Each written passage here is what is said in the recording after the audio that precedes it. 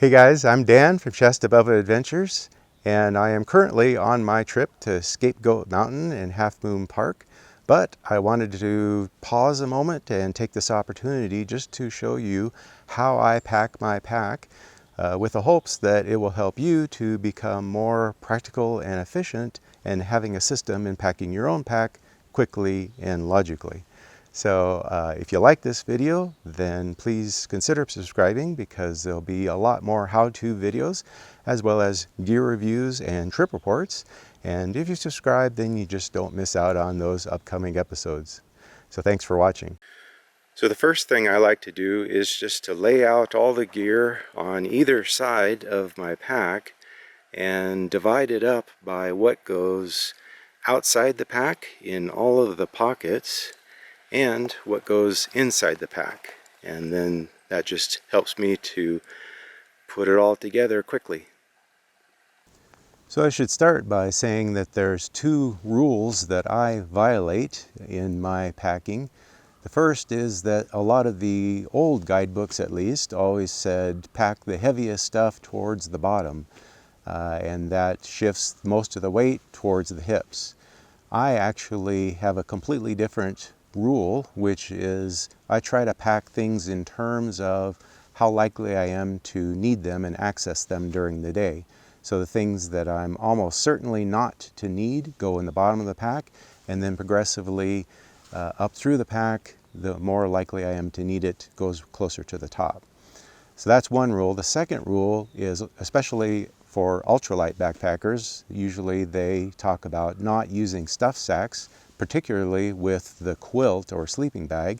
The idea being, if it's just packed loose in the pack, then that helps it to move around and fill in nooks and crannies and not be a big football in your back of your spine. Personally, I haven't had that problem, and I instead use 6 stuff sacks just because I really like the organization, and they are all DCF, so the cumulative weight of those stuff sacks is 3 ounces.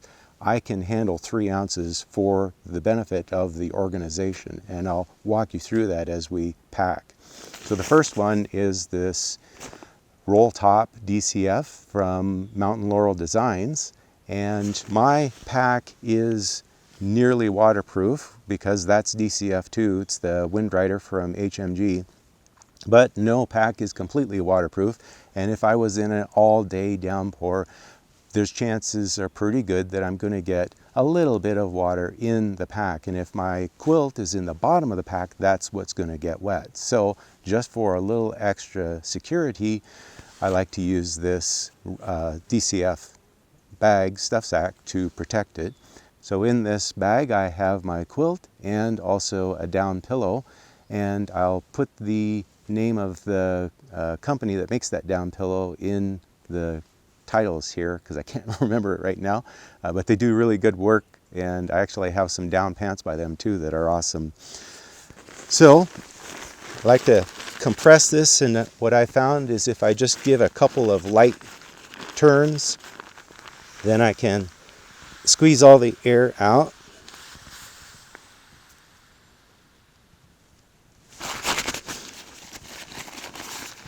Roll it up quick, because that isn't completely airproof. It should be, but it's not an actual dry bag, so it does allow air to come back in eventually. So I'll just put that in the bottom crossways, and that creates a bit of a flat platform that I like to build on from there. Next thing is, this is my long-term food bag. I carry 2 food bags.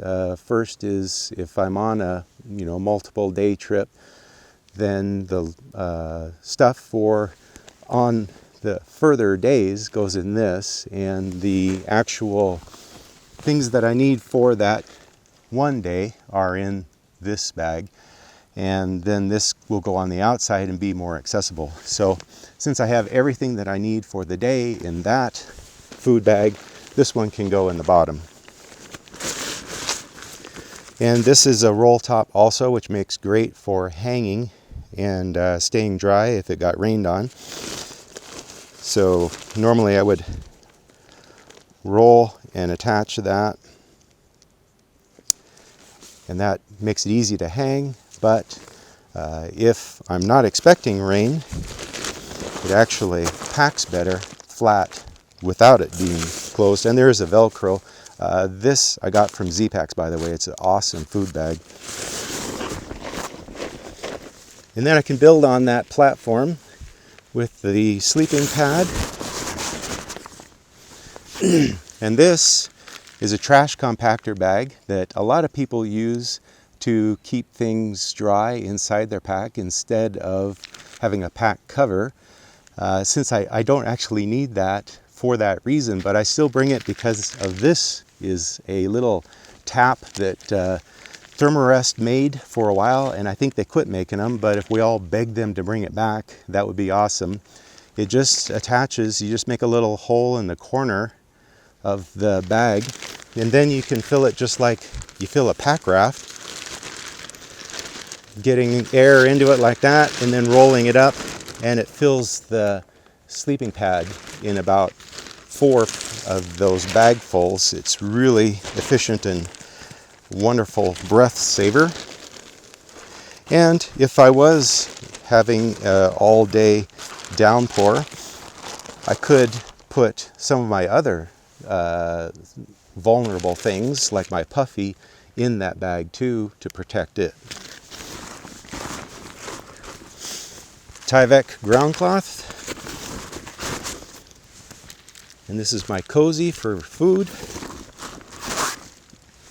This is my clothes bag. All of my clothes for whatever length of trip I'm on fit in this bag, except for the puffy and rain gear. And if you want to know what's in this bag, I will make a link to the video I made about the clothing system. That goes next. This is, I call it my gear bag. It's got my long-handled spoon and my beer, that's funny, my bear hang and duct tape and ace bandage, a couple little things like that. Bread sacks for if I have to put on my shoes at night when they're wet, things like that. Fits right beside the clothes bag, so it's still maintaining that flat surface. And then I put in the things that are kind of random and don't fit very well otherwise. So this is my cook kit, and I do like to try to, this is a titanium pot, I try to keep it upright, because if you put it flat, I always worry that I'm going to crush it when I roll the top closed. And that messes up my flat surface, but then I build up beside it with the other random things that go in there. And that can be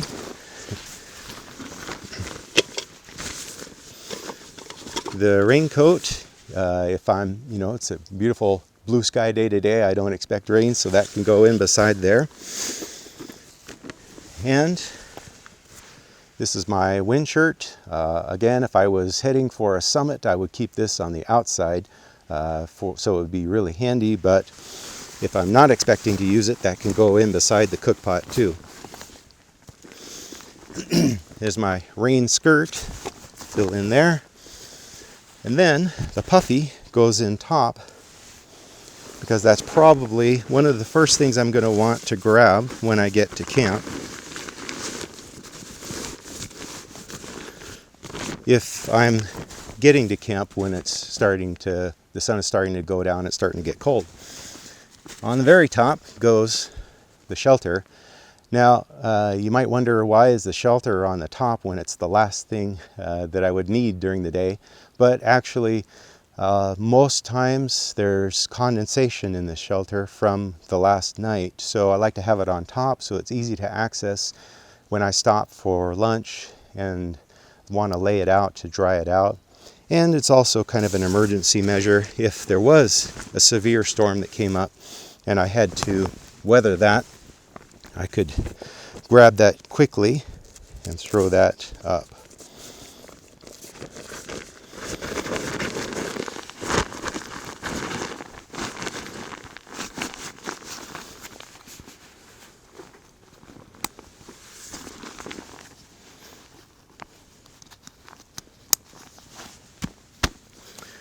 Okay, so then obviously water bottles in the side.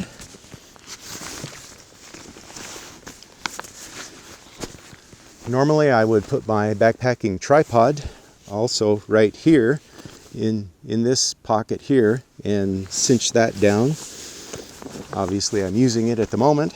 And then in the back pocket first is maps. Just copy from the guidebook and from my larger map, just the sections that I need, so it's very small in a Ziploc to keep them dry. This is the SteriPen. I like to keep that on that right side and vertical, so I always know where to grab it when I need it during the day. This is my ditty bag. This has all the really random little things like medicine and my travel clock and headlamp, extra batteries, camera batteries, things like that. That goes in the bottom there. DEET. And the ever-present bandana, knee brace, thankfully I haven't needed yet on this trip, and the pack towel. If this is dry, I might have it actually inside. If it's wet, I'll attach it somewhere outside so it can dry while I'm hiking. And then the food bag, which I want to access at just about every stop, little break that I take. The InReach actually goes on here. This is a little shoulder pouch that I got from Z-Packs also. Bear spray.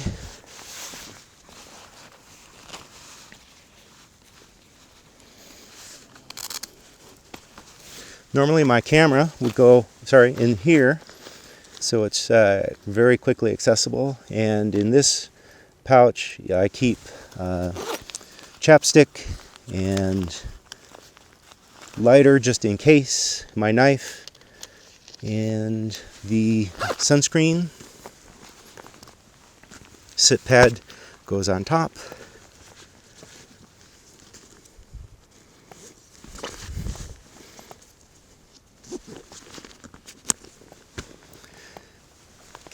And that's it. We're ready to go. All right, well, if this was useful for you, please give it a like. Again, don't forget to subscribe because there'll be lots more episodes. Thanks for watching. Take care. I'll see you next time.